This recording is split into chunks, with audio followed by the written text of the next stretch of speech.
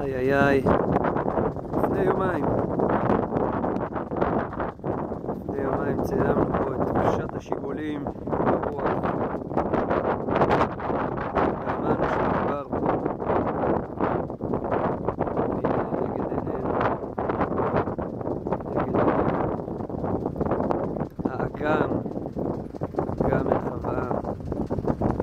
סכר מרחבעם שבלב המדבר. מלא מים. איזה כיף החורף הזה.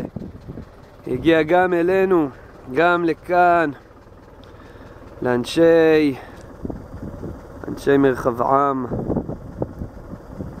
אנשי מרחבעם שכל כך ציפו, כל כך רצו את הגשם הזה, גם הם.